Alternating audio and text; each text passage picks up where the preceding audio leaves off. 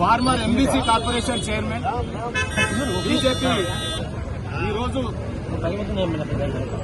పెద్ద ఎత్తున కార్యక్రమం ఇంత ఎండలో కూడా అన్ని కుటుంబాలు వచ్చి చేస్తా ఉన్నాయంటే దేనికోసం?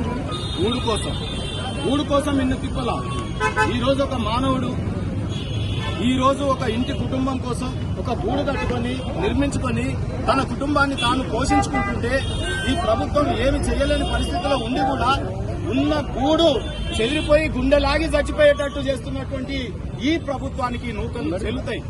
గతంలో ఆయన కేసీఆర్ ముఖ్యమంత్రి తొడలు కొట్టిన మంత్రి మల్లారెడ్డి ఈ రోజు ధరణి లాంటి తీసుకొచ్చి భూములని అక్రమ ఆర్జన చేసుకుని 22A లిస్ట్ అట, ప్రోహిబిటెడ్ లిస్ట్ అట.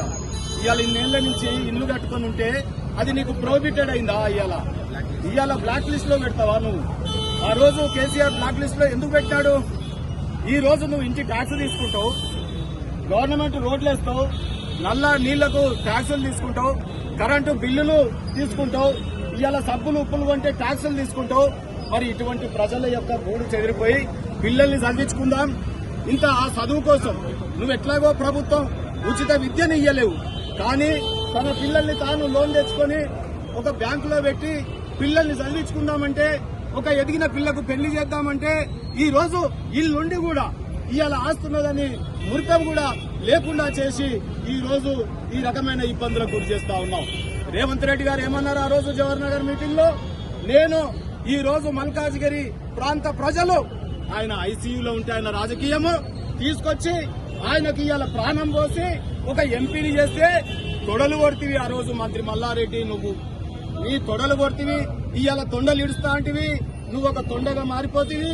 ఇవాళ ఈ యొక్క ఇళ్ల పట్టాల గురించి పట్టించుకోవైతివి.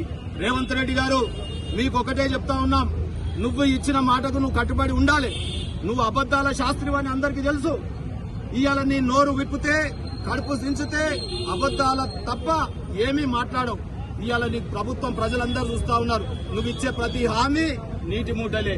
ఇవాళ ఈ ప్రజలకు ఏమన్నావు? ఆ రోజు నాకు ప్రాణభిక్ష పెట్టింది రాజకీయంగా, ఈ ప్రజలని నన్ను మరవా, నేను రాగానే జీవో తీసుకొచ్చి